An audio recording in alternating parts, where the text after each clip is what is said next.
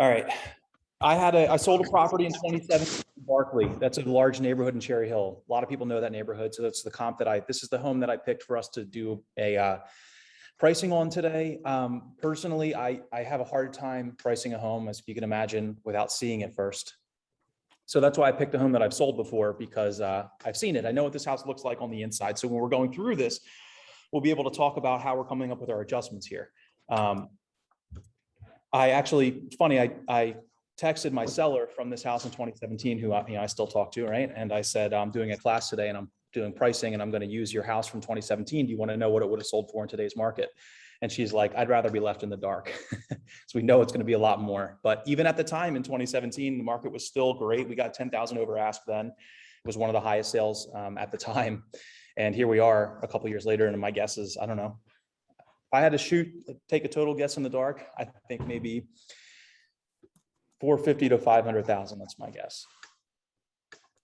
I think we sold for 385. So, all right, I'm going to pull that up. So let's see, value worksheet here and my comp. I'm going to pull up in Bright.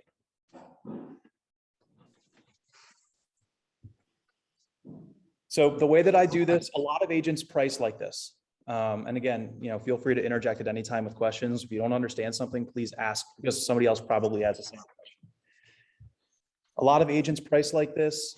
The idea here is to keep it as simple as possible. This is what I was taught by appraisers a long time ago, and that I use and still use. And if you've been to Pat's appraisal classes, those appraisers, will teach it similarly to this. It's not using Bright. We're not doing some automated value. This is by hand, using our brains. An appraisal or coming up with value, it is an opinion.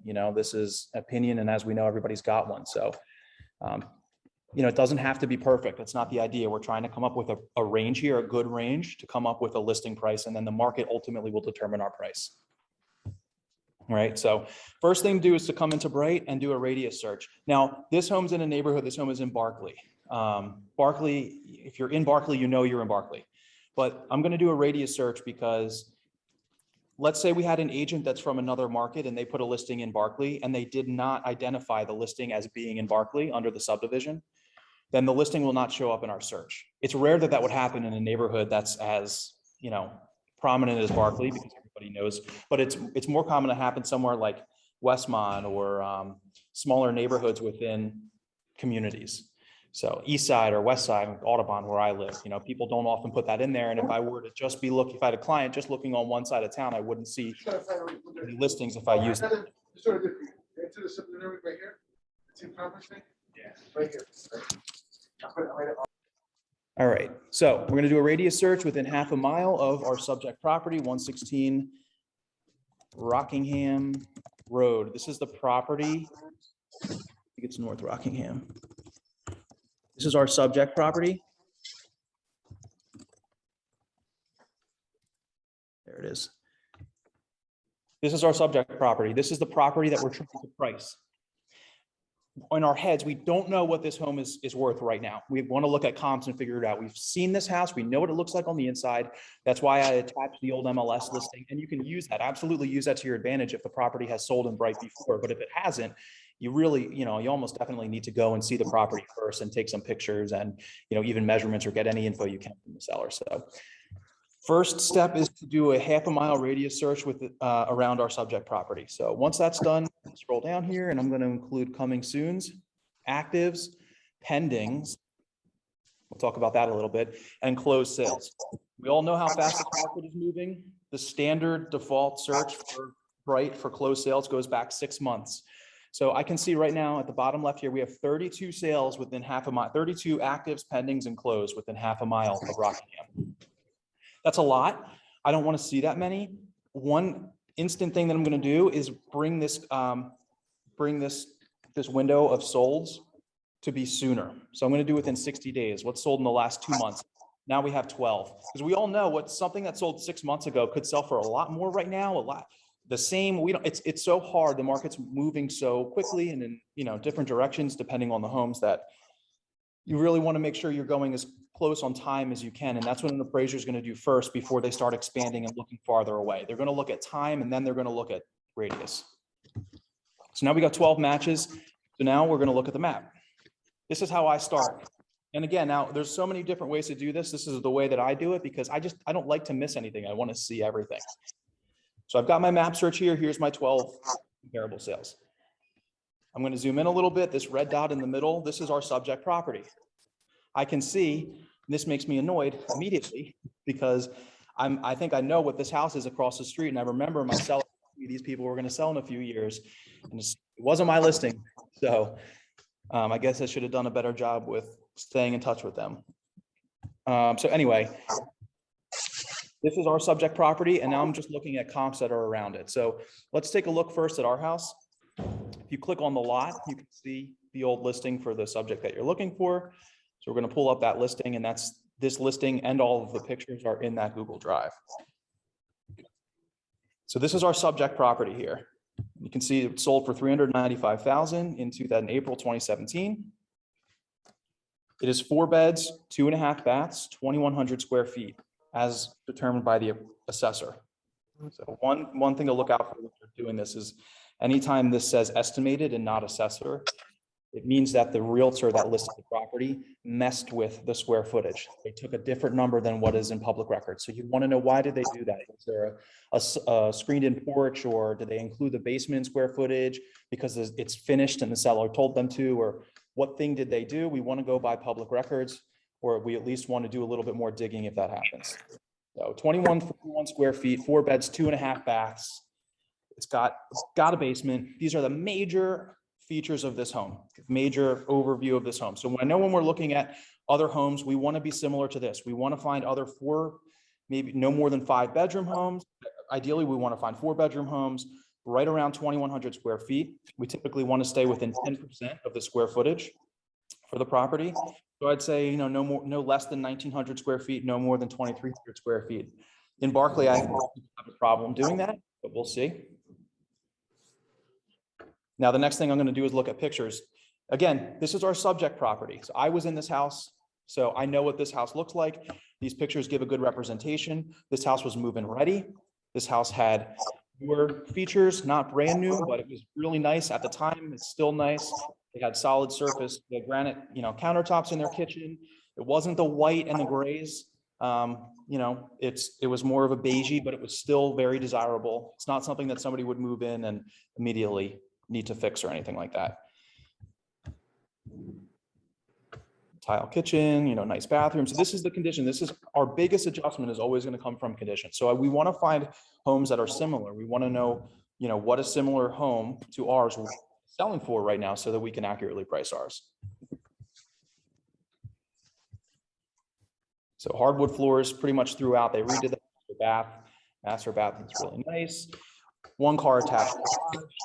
Decent sized yard, nothing really to note there. Okay, so we have a picture of what our house looks like. So now let's start looking at comparable sales and try and find ideally three good comparable sales. Now, I've been told that you really just need 1 great comp. If you have 1 fantastic comparable sale, that's enough for an appraiser to really, if there were to be an issue with value, if they have 1 really good comp, they'll weigh heavily on that. But ideally, we want to find 3 good comps so we can come up with that range for sales. So I'm going to go back over here to our map now that we know what our property looks like. And let me see something here.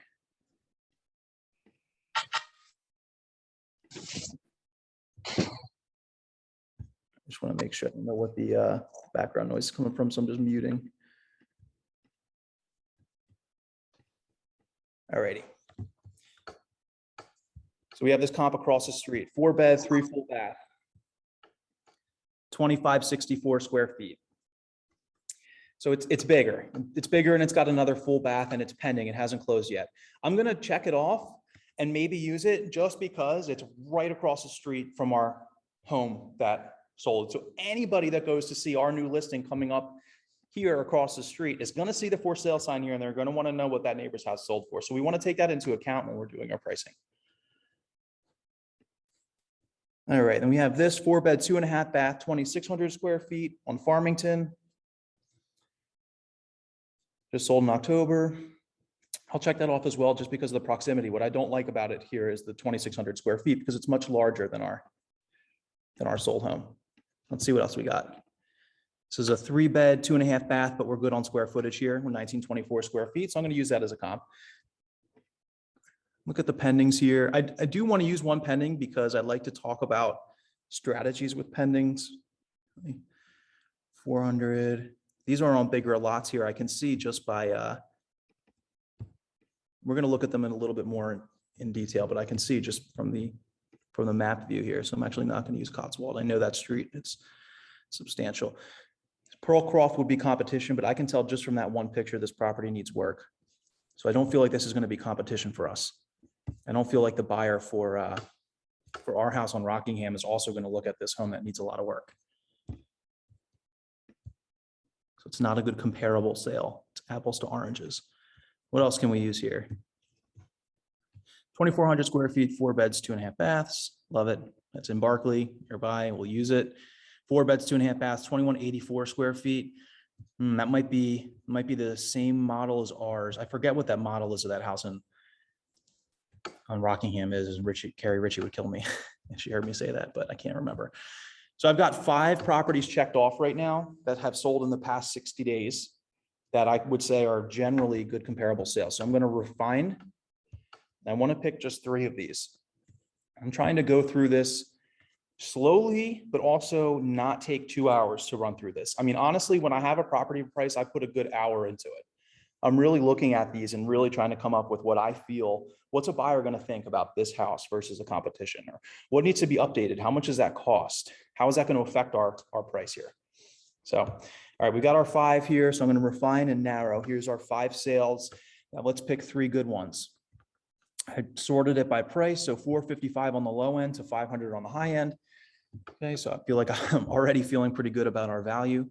So here's a good example of the estimated square footage rather than what the assessor says.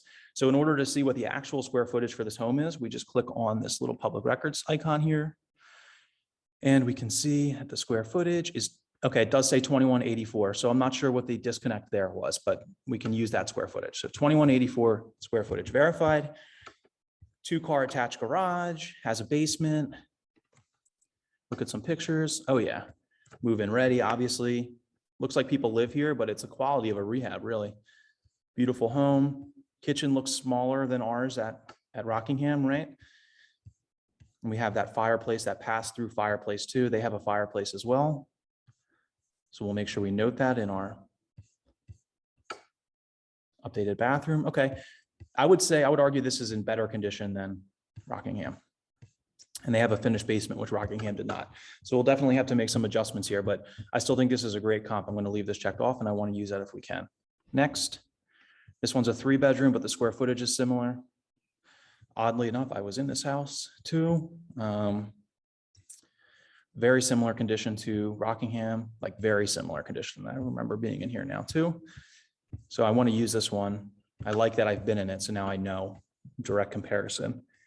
Finishes are a little bit different, but same general style. So we'll use that one as well. Split rail. Next, one in Farmington. This is an estimated square footage. Let's see what the actual square footage is. 2286. So here's a huge difference there. This is a great example of what agents will do or what they can do, and you need to pay attention to that. And an appraiser will catch that, and they're not going to give this square footage is supposed to be livable square footage. So why did they up that square footage? I'm sure we'll find it out in the pictures here. Nice deck and backyard. We got the twilight photo, beautiful bathroom. I don't think I'm going to use this home as a comp. I like the others better. What else? Looking for a sunroom. Give me something here. Why did we change that square footage? Here it is. My guess is this was an addition here, and this is the additional 400 square feet. Looks like maybe a 15 by 30 foot room. It's about 400 square feet. That would be my guess. I'm going to hold off on using this one for now.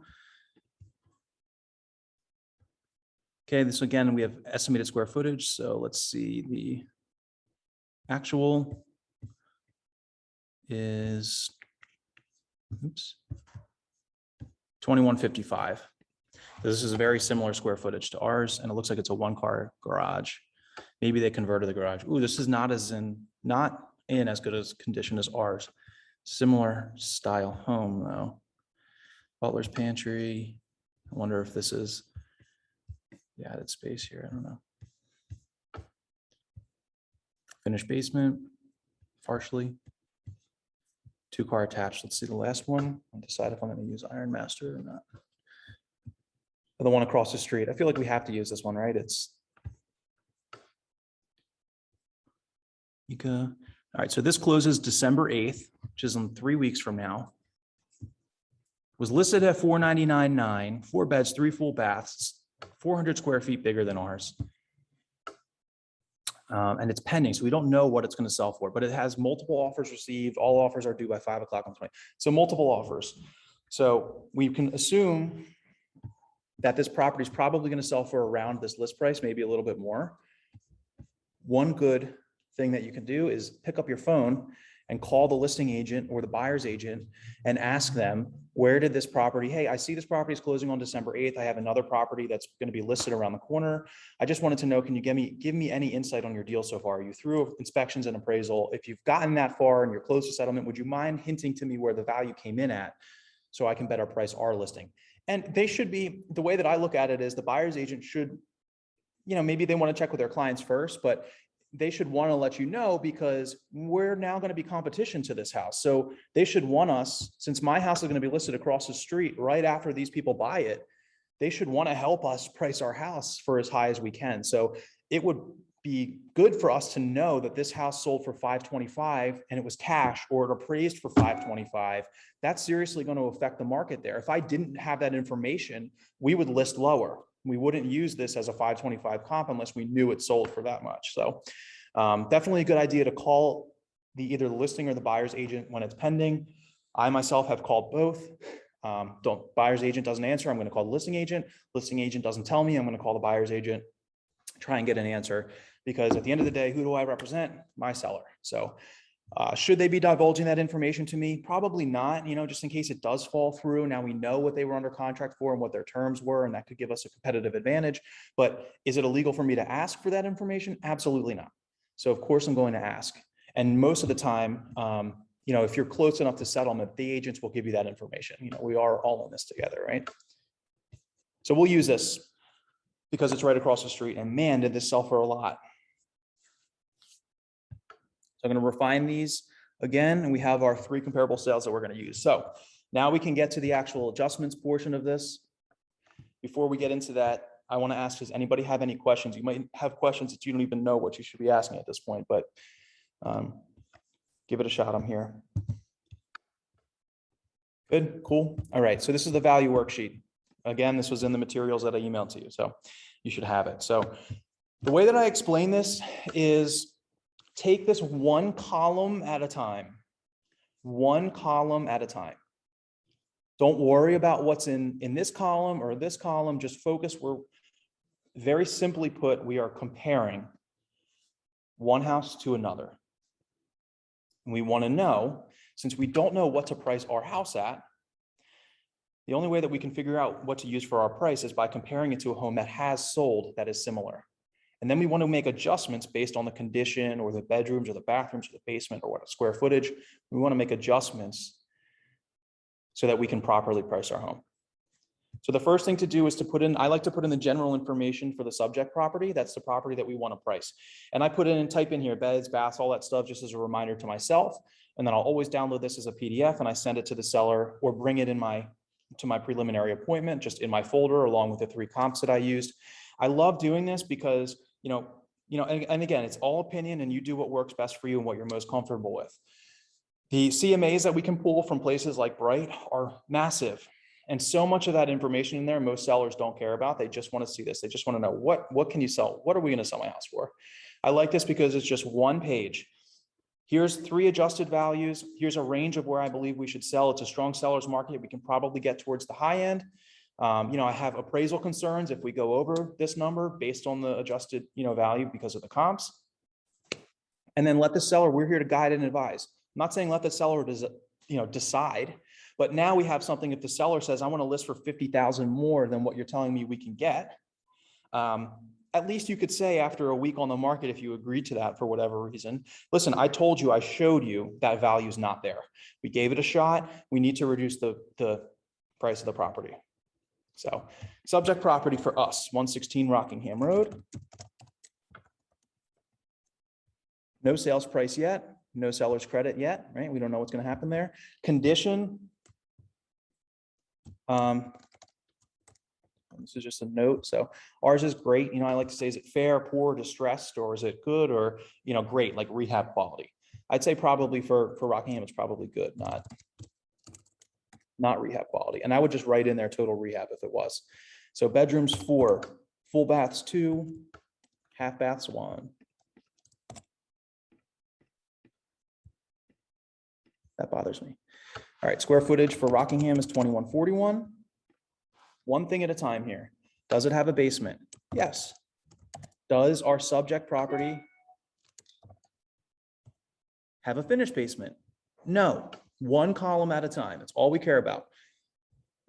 Does our subject property have a garage? Yes. One car attached. Do we have a nice patio or deck at our property? Yeah, we have a really nice patio, paver patio out back. Is there a pool? No. Is there a fireplace? Yes. Is it attached or is it detached? The house is detached. Fair enough. Now we're going to take the time to compare it to our first property. So we're going to go over here into Brighton. Our first property that we are comparing Rockingham Road to is 310 Borton's Mill Road. Type the address in here.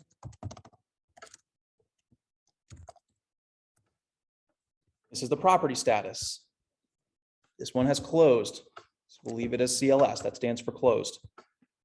Sales price, $455,000. Fill in the blanks, one column at a time. All right, seller credits. So how do you find seller credits? If the property is sold, you come over into Bright, you scroll to the bottom, and there's a line here that says concessions. There were no concessions here, so we can leave it at $0. Condition of the property. This is the toughest adjustment. This is the one that everybody has problems on. So what I've included in the class materials for today is you have 3 resources for this based on what I'm teaching right now. You have this column here, which is old and not great. It's super ballparky for how much value you adjust based on one property having something and the other property not. But in that class material, there is a appraisal adjustments sheet. The one at the bottom here is from Laurel. You can see how simple this is. I mean, Laurel has done appraisals. She knows better than anybody. This is what she uses to price her property. This one's good. This has a lot of details here. And we're just going to, again, we're trying to take this one step at a time here. So we want to know how much of an adjustment do we need to make between Rockingham Road and Borton's Mill Road based on condition. So I forget what the condition for Borton's Mill looks like. So let's look at the pictures again real quick. Okay, looks like the roof was newer, 2-car attached garage. We know that. This was the one that looks like a rehab. This is a super nice house. I would argue that this house is nicer than ours. How much nicer? How do you come up with a value for that? I have just enough knowledge to be dangerous with rehabs. So, I ballpark, totally ballpark, how much work would it cost you to make Rockingham look like this house? Honestly, it really just looks like paint. This is more of a style thing. This just is, to me, looks more HGTV or what's in than our home on Rockingham. Right? Anybody disagree with me there? What should we use for value? So we have lots of different things to look at. I've been taught like an appraiser is not going to, just because a property is totally rehabbed, if the next door house looks like this and somebody's living in it, they will give some value to the totally rehabbed home because nobody's lived in it yet and everything is brand new, but not that much, not a ton. So clearly somebody is living in this house and it's got the finished basement. We're going to account for that later. This is their garage. We can look at Rockingham again. Pictures of Rockingham. So the number that I'm going to use here for value is I'm going to say that Borton's Mill Road is superior in condition. And I'm going to say that it is $10,000 superior in condition. Opinion.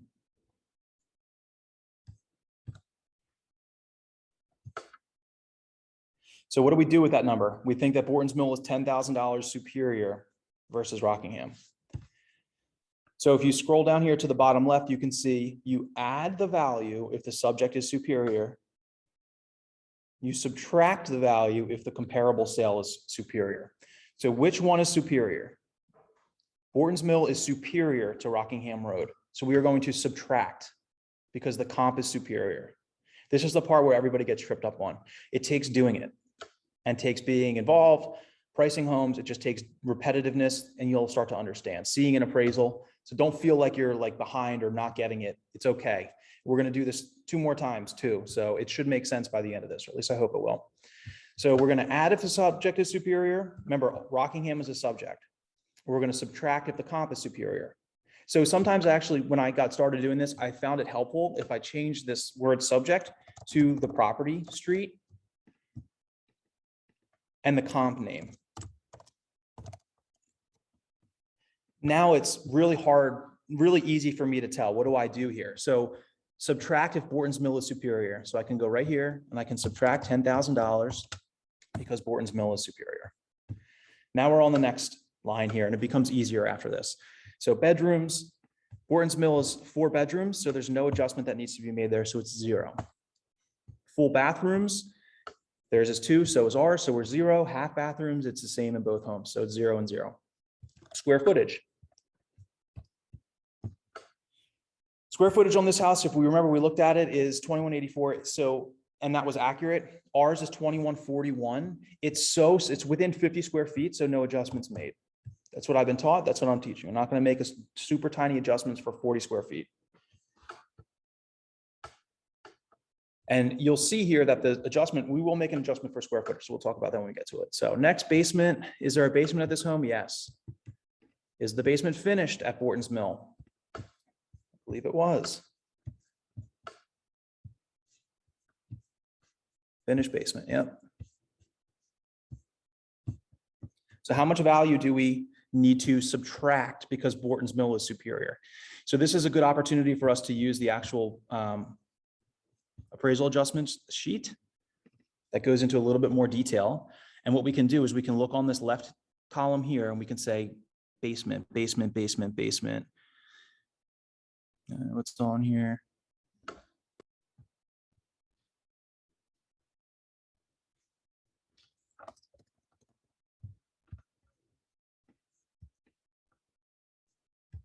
Swear it was on here.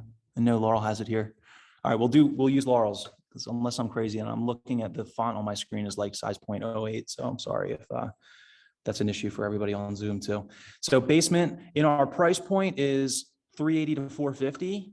So we're saying the basement is $10,000 to $15,000 adjustment. That makes sense?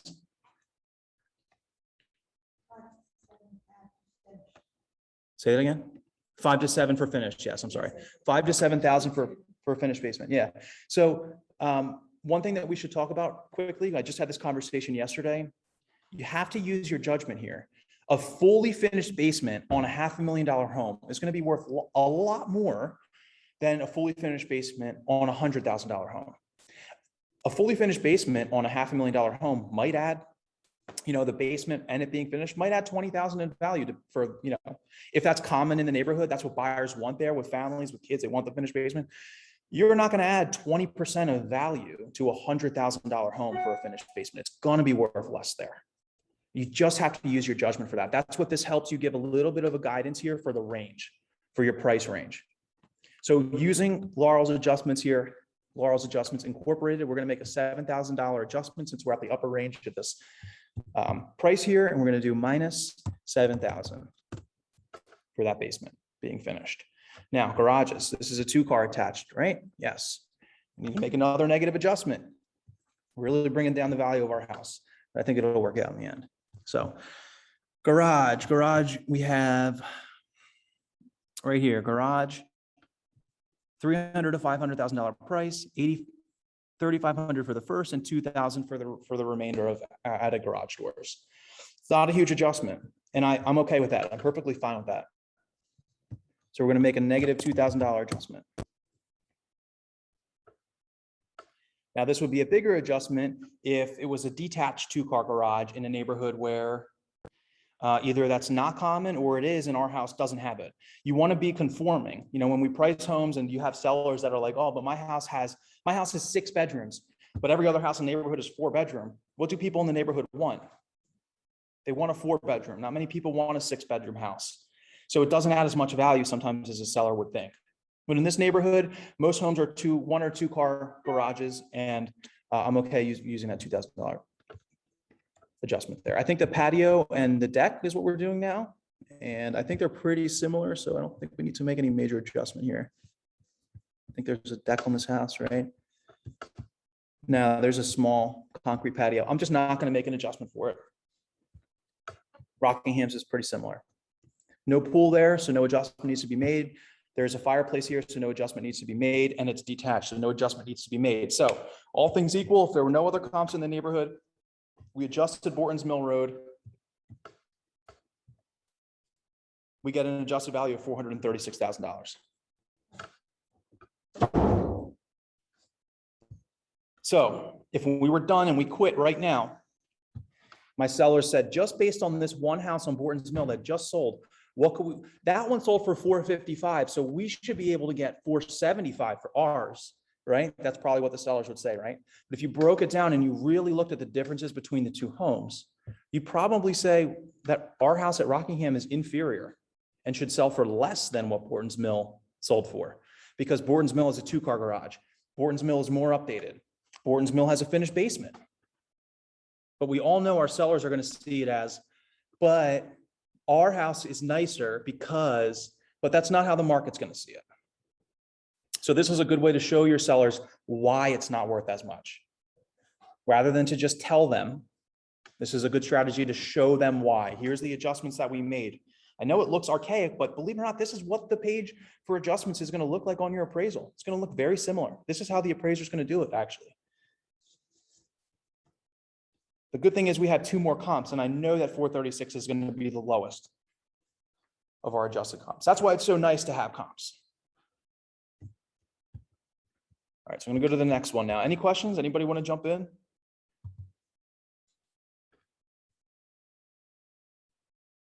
Good, okay. I'm going to try and have audience inclusion on this one. So let's do our second adjustment now. So 107 split rail drive. Now we're going to just do the same thing 2 more times. We're going to do it faster if we can. 107 split rail drive. Closed for $466,000. Seller credits, are there any? Scroll down to the bottom. Concessions, no, $0. Condition. Let's look at pictures of this one real quick.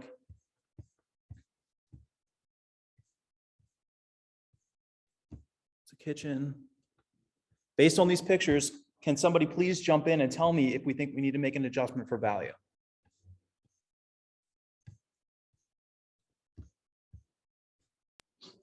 Does it look like it's more updated than yours, Jimmy? What do you guys think? I mean, I would say that it's maybe a little bit more updated than Rockingham, but I think it looks pretty similar. Honestly, the bedrooms are carpeted, and Rockingham, they're all hardwood. I think it looks really similar, honestly. So let me ask your opinion. If an appraiser spent 5 minutes in Rockingham and then looked at these pictures, do you think the appraiser would say that this house is worth more or less than Rockingham? Do you think they'd be able to make that judgment call? I don't think so. I would agree with that. I would say that we're not going to make any adjustment here for condition. I would say it's too subjective. They're too close to make a call for condition. So we're going to leave it at $0. Bedrooms, this is the easy part. This is a 3-bedroom. So this is going to be a positive adjustment for us. So we can change this now, by the way. Add if Rockingham is superior, subtract if split rail. Split rain. All right. Bedrooms, so we're 3 bedrooms. So I know that there are value adjustments that you can use here, but I still prefer to use that other value worksheet. I almost feel like I should delete this, but I don't want to, because I want you to remember, like, use the ballpark for this. This is what you do, you know, for these are adjustments that we made. But based on your price range, you're going to use different adjustments. So for an extra bedroom, as we see right down here, bedrooms. What type of adjustments do we make to go from a 3-bedroom to a 4-bedroom? Okay, so we're going from a 3 to a 4, so we're in the middle range here, and our house is in the $300,000 to $500,000 range, right? So usually 4 bedrooms, $10,000 each additional. So we're going to use a $10,000 adjustment. And this is our first positive adjustment. Good, everybody understand that, how we came up with that? Simple enough?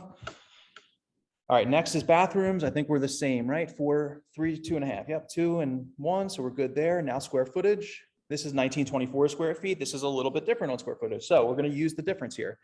We need to do a little bit of math. I'm going to get my calculator out and I'm going to figure what is the difference in square footage. So we were 2141 minus 1924 is 217 square feet different. Ours is 217 square feet bigger. How much do we use for a square footage value? You can see in bright the price per square foot is $242.20 a foot, $194.97 a foot, $208.33 a foot. My experience, an appraiser is not going to throw $40,000 difference in value here, which is what it would come out to if we used 200 a foot. We have to use something in between a standard value and what the actual market is calling for square footage price. The tough thing is with these homes in Berkeley, for example, they're not the same. They're different square footage, but they're laid out differently. So you could have, and I know for a fact from being in these homes, you could have a home that's 1,900 square feet that does not feel as big as, you know, that feels bigger than a 2,100 square foot home. So the numbers that we have from Laurel and from appraisers in the past and classes in the past are way lower than what the actual market value is for square footage. And those numbers are here on this sheet, and they're also over in the PDF. And again, we're going to use the PDF from Laurel. So square footage, we have $50 to $70 per square foot, which sounds pretty reasonable to me. And I'd use the upper end for that. From this one, and this one is what? Square footage. In our price range, we have 30 to 50. I'm going to use the high end of this because this is such a strong seller's market. We can push our numbers. So we're going to use 70 a square foot. So we have that number on our calculator, 217 square feet times 70 is $15,190. So we're going to make a $15,000 positive adjustment to our home. Square footage. Everyone cool with that? Basement. No basement here for split rail. So we get another positive adjustment. What do we say for the value for a basement?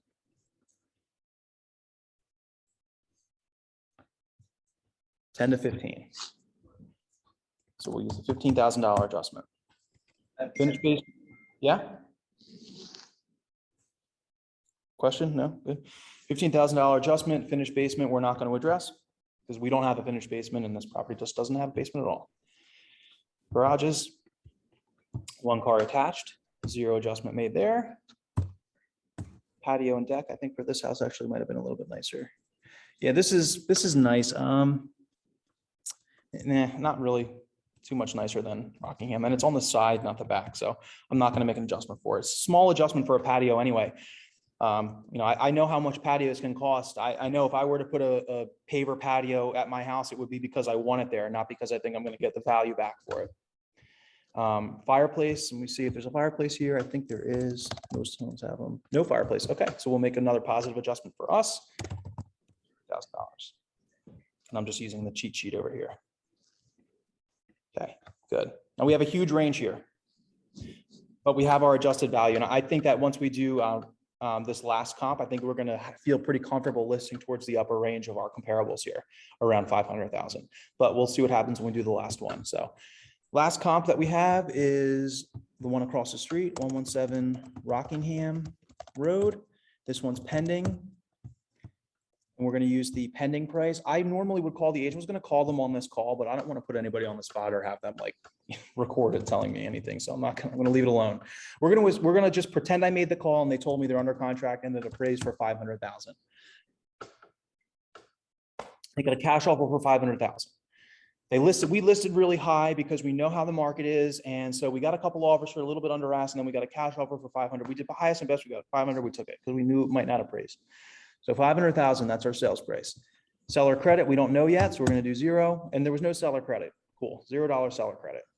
Condition on this home.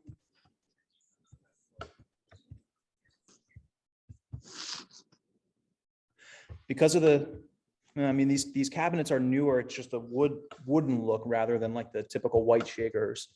Bathroom looks good. I'm going to say that this house is superior. Anybody disagree?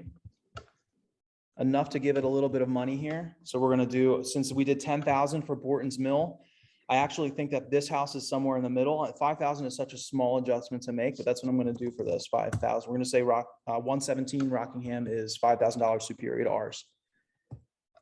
Bedrooms and bathrooms, I believe, is zeros, right? So it's 3 full. We have an additional full. That full is where? Probably in the lower level. Let's see if we can get a picture of it. What do we use for this bathroom adjustment here? Half bath upper. Why does it say half bath? There should be no half baths. Hall bathtub. Okay, so my guess is that the bathtub is maybe separated from the, oh, it says hall bath, not half. Got it, got it. Get my reading glasses on. This is probably that 3rd bathroom. It's a stall shower. All right, so since it's just a stall shower, maybe we'll give it a little bit. We'll go and we'll do the low end here. We'll do a $2,500 adjustment for that stall shower for a 3rd bath, because not many comparables, not many homes there. None of our others had a 3rd full bath. They're all 2.5. So it's not something that's, you know, conforming. I mean, it's worth a little bit more, but not something that you offer, you know, die and a half. Okay, half bath, 0. And then the square footage is 2564. So we have a negative adjustment to make here. So 2564 minus 2141 is a 400 square foot difference. So we can multiply that by the number we used earlier, which is 70, to give us a $29,000 adjustment.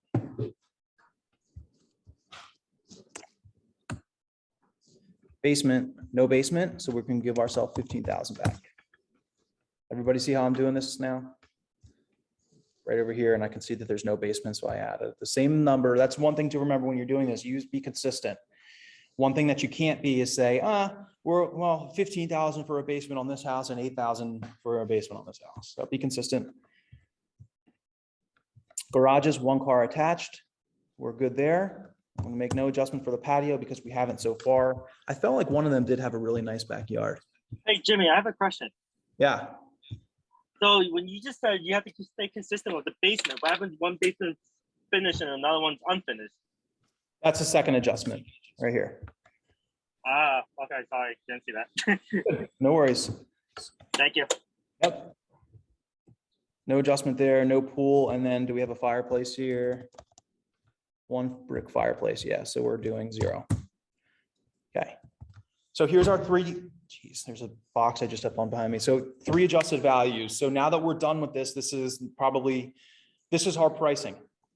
Now I'm ready to have a conversation with the seller about our pricing. Our range is from 436 to 509. That sounds like a huge range. Honestly, it is. I wish that it would have been a little bit tighter than that. If I was doing this myself, I might go back and eliminate Borton's Mill from my comps here, because that house sold for a lot less, and I don't really know why, to be honest. But these are our comps. This is what we have, seller. There was nothing else. Let's pretend that that's the case here, because I don't want to go back and do it again on this call, but we easily could. Our range, our anticipated sales range is from 436 to 509,000.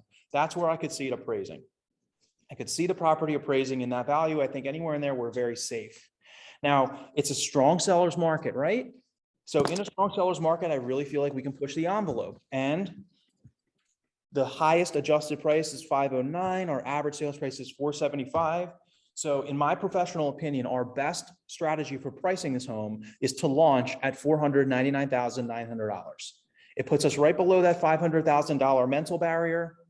And I anticipate us getting multiple offers and selling for more than $499.9. How does that sound to you? Now I'm doing that. Usually I'm asking the sellers first. I don't want to get into listing presentations, but I always want the seller to tell me first what they are expecting. I don't want to tell them $499 if they were expecting 600, because then they're going to tell me to get out. I'd rather them tell me 600 first, so then I can ease into it more. But ultimately, when we get to that point, if the seller says, I trust you, we'll list at what you want to list at, $499.9, that's our price. We're going to list on a Thursday. We're going to do 2 open houses. We're going to give it a big push. We're going to do best and final by Tuesday. That's our goal, right? It's everybody's goal in this market. So one thing, because we're talking about this today, we're not talking about this a month ago or 2 months ago. I'm going to tell everybody on this call right now, the market is different than it was 2 months ago. We are not getting those $50,000 over true value on our listings right now. I can tell you right now from the listings in the coaching program, and what I'm experiencing is homes are selling at all-time highs, but they are not. You cannot say if your next door neighbor sold today for 500, 6 months ago, you could have listed your house for 550 the next day and you would have gotten probably more than that. It's hard to get much more than that true value now. If your neighbor sold for 500 now, I would not encourage you, and it was the same house as yours, I would not encourage you to list for more than that, honestly. I think that you'd get more than that in the long, ultimately you'd have best and final, but so many people say, this is how the market's been going. You list it for, the neighbor sells for 400. Now they want to sell. Now I want to sell for 420, and you could list it for 420 and you get 450. And then somebody else says, wow, 450 was 400. Now it's 450. I want to list for 465, and you list there and you get 500. I definitely, across the board for us, we're not seeing any values going down, but we are seeing that the market has a limit. I think, and most people would agree with me. And this is new. So when you're out there and you're trying to price these homes, I'm not going to recommend we see this at 509. We adjust, we do all our comps and we say, let's list at 525. I'm not doing that today. I'm not doing that today, November 17th. September 15th, probably. And that's when we were starting to see like, you can't just, you actually have to think a little bit here, and the buyers do have their limits. So it's so important. You get one shot at having a new listing. You get one shot at being fresh on the market. The market is not willing to, give you 3 or 4 weeks. You have that first week, and you're either going to have multiple offers or you're going to have none. That's what we've been seeing.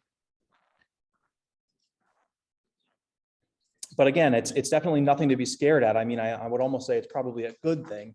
It's a lot of people would say that, or I've had people say to me like, oh, the market's going down. No, disagree. You're seeing more price reductions because people are way overshooting the market. People are seeing this house, selling for $499 and they're listing for $525 or $550 just because they think they can. And they're having to reduce to $500. They're still getting $500.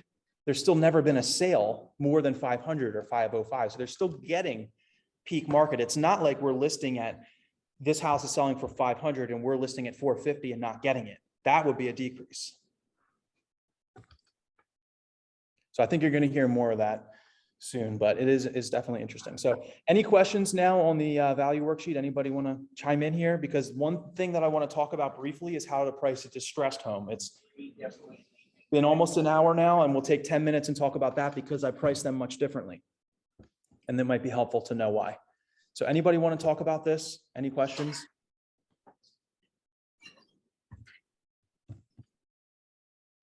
It's tough because I teach these classes and I feel like I want participation, but I understand that it's hard. And no question is too new or anything. Everybody on this call right now is, most agents on this call right now are new agents. So don't feel like you can't ask a question if you have it. Can I ask one question? Not you, anybody? What's up? So I'm going to list this house next month. I've talked to you about it before. It's in a neighborhood where all the houses mostly are small bungalows or Cape Cods, and there's only 7 two-story houses in the whole development, and one is going to be mine. And Okay. I've been looking at things. So a house really similar to mine sold in January of 2020 for like $250, but a similar size has not sold since. There's plenty of other ones on her street that have sold for nice prices, high, fixed up, but they are way smaller, a lot of them. So Okay. what is my... I would do a couple things. So first off, and this happens, so you have a good comp that sold a long time ago. Yeah. Use the appreciation. Use appreciation from the market. I Okay. honestly think that works. Look at the square footage price, then, and adjust for it for today, and use like the true square footage number, not in the assessed value. That'll help you give a ballpark range. Honestly, if it sold for 200 a year ago, you could probably sell for, you'd have to do the math or just Google it or look at the neighborhood or run a report in Bright, figure out the appreciation for the neighborhood. Okay. If it's 13%, add that to the listing, you've got a base around 225. That's probably accurate, probably close to accurate. Now I would use your other comps, your bungalows and stuff, and I would look at the square footage price. And I would see where, with your adjusted value at 225,000, is that in line with the square footage price of the other homes?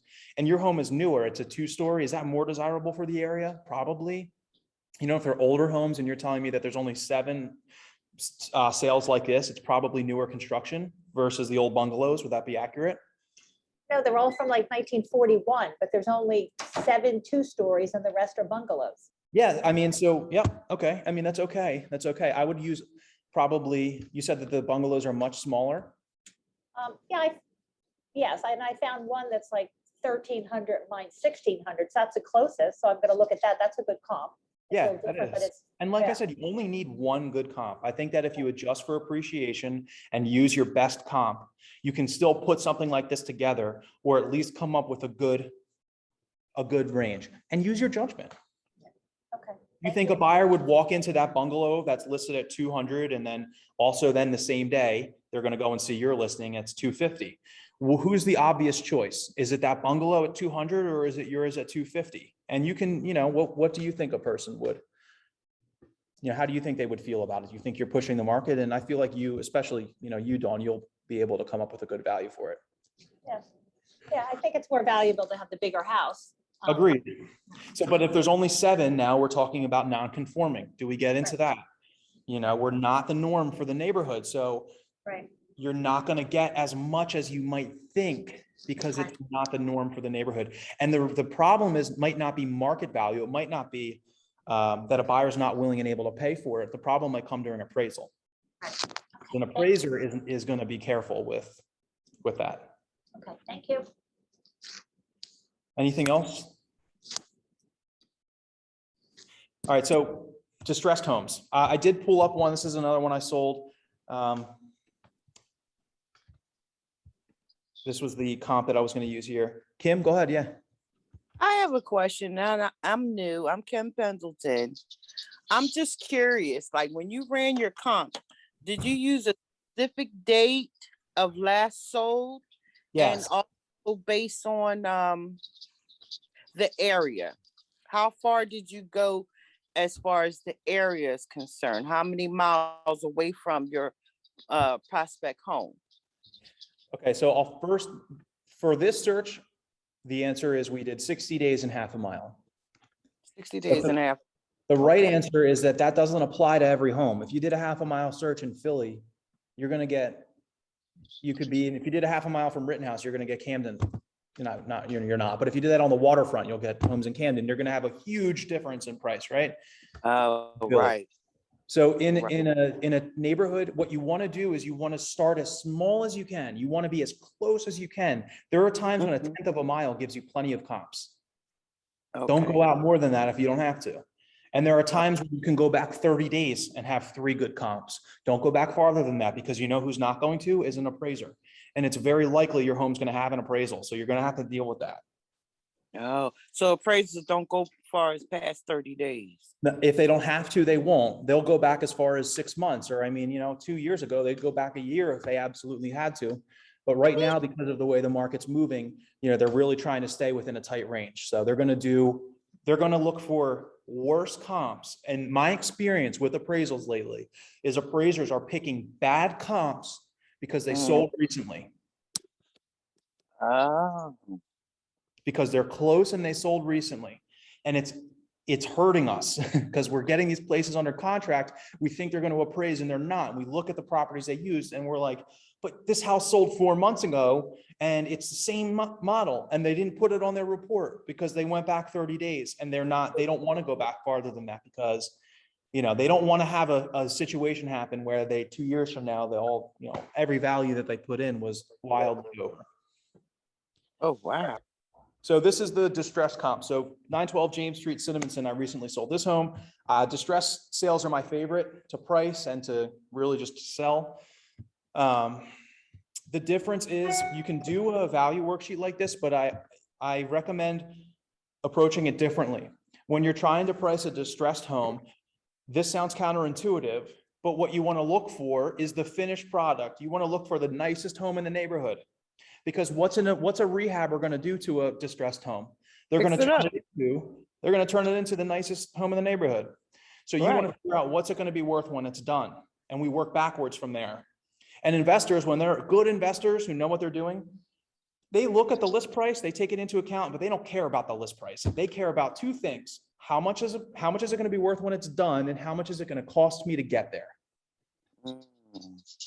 They don't care about the list price. Because they run their offer price. They run an ARV comp. Yes. So you want to look, yes. So ARV is, common investor term. It stands for after repair value. What's the property going to be worth when it's done in its final form? And when I priced this home in Cinnaminson, I can show you what I did was I did the same thing, do a half a mile search. Run in and do it real quick.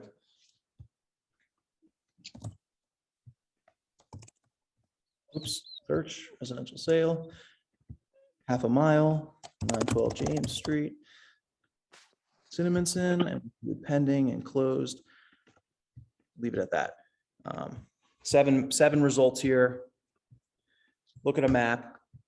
I don't know that the comps are going to be the same now. This is the one that I sold. 255 to, I think that there were some in the 300s. Let's see if this is one of them. Yeah, I actually feel like I used this comp when I sold that. I don't know. Can't remember. We're going to say that I did. So this house sold for 315. It's similar square footage. Look at the pictures. This is a total rehab. So this is a fantastic comp.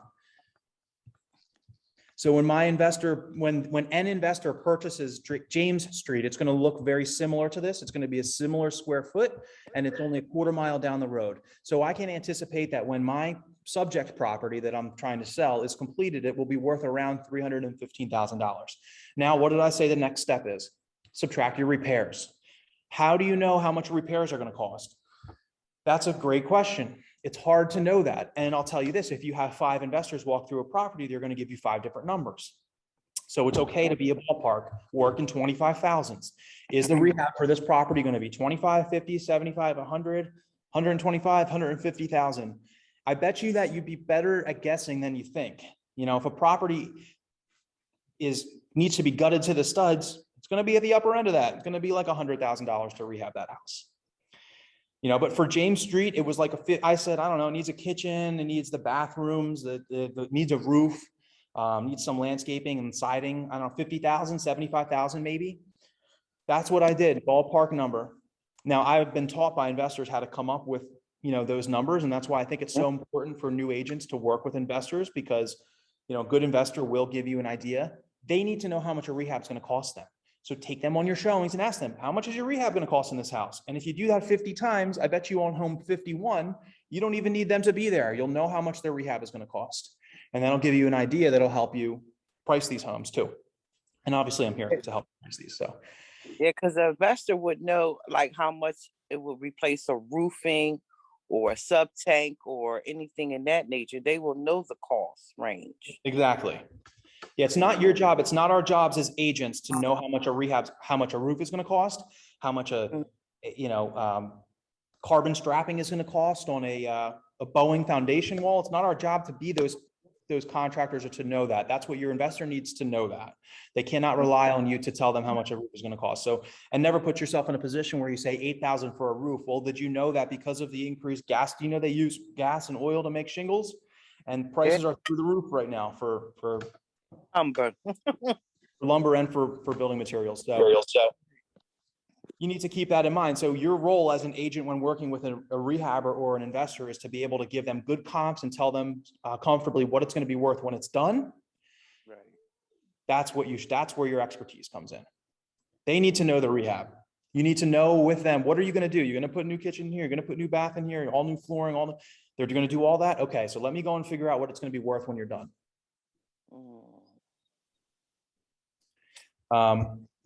So let's say 315 is what we think that the house we're trying to price is going to be worth when it's done, and it needs 50,000 in work. Now we're just doing simple subtraction. There are lots of rules that investors use to price these properties.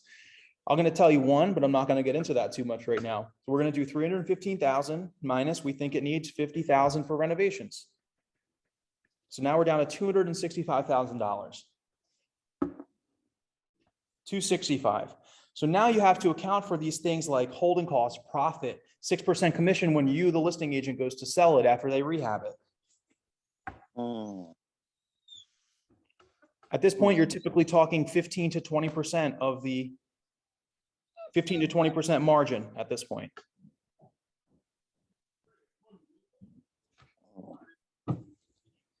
So would 245 be the number? You did what, 15%? So we were at 360 or 265, right? Yeah.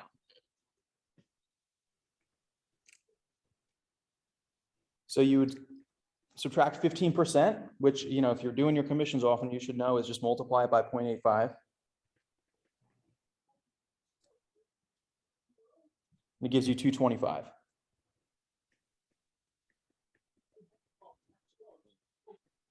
$225,250. And I would say that's a good list price. 50,000 for repairs, and then that profit margin, that's a good list price. Now I'll give you the formula that investors have historically used that they're not using. It's not working right now because it's too competitive. It's so simple. You take the after repair value, the 315,000, you multiply it by 70%. It's called the 70% rule. So you do 315,000 times 0.7. Gives you 220,500. Now you subtract your rehab costs. You subtract your $50,000, and that $170,000 would be their max offer. And I don't know how many years ago, no, not even 5 years ago, was still too competitive for the most part to get a property for this price. But this is a rule that lots of investors went by for years, and they were able to purchase properties by using rules similar to that. I can tell you that this house on James Street, I had an investor that goes by these numbers, you know, that's his max price for this house, and my listing and sold for 197,000, I think. 192,500. That's why it's tough to be an investor right now. So overarching theme for your distressed properties is figure out what it's going to be worth when it's done first. Subtract your repairs, add in for those other costs, for the selling costs, for the holding costs, for the risk and profit, and that's how you come up with your listing price. So it's different. A lot of people immediately jump in when they're looking at distressed homes and they try and compare them to other distressed homes. It's not a good idea, because your distressed home might need a new roof and might have, you know, structural issue and blah, blah, blah, and it's going to cost you 125,000. You might find another distressed comp that you didn't go and see that had 2 pictures that only need 75,000 in work. So they're so different. You can't compare distressed comps to each other. It's good to use for a very general ballpark, but you really need to know what's the house going to be worth. What is that house going to be worth when it is done? The finished product, and work back from there. If you had this house in here in Cinnaminson, one investor might say, you know what, I'm going to put a second story on this house, and when I'm done, it's going to be worth 500,000. Yeah, it's going to cost me, you know, 200,000 to get there, but I can pay 250 for it because I know that I'm going to put a second story on. Then you have another investor this is his first one, and you know, he or she is like, you know, I'm just going to do paint and carpets, and that's going to cost me 25,000, and I can get 225 for it or something like that. So it's important to know what your investor is going to be doing with it when it's done, or what is the potential for this property? What's the most likely outcome? Any questions there? Anything else anybody wants to dive into? We're past an hour now. Feel like I went through everything with the value worksheet. This will be recorded, and you know, I'm happy to help with these when you have listing appointments or situations where you need it.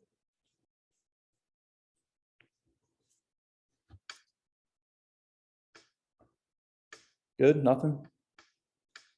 Cool. I'll send out the recording, or Heather will. You see, every Friday she sends out the recording. So All right. I'm gonna end the Zoom then. Thanks, guys. Thanks, Jimmy. Thank you. Thanks, Jimmy. Hey, Jimmy, real quick, Jim. when's the next Ignite? Mondays, every Monday from 6 to 8 p.m., right? Nice. Yeah, every Monday. All right, thank you.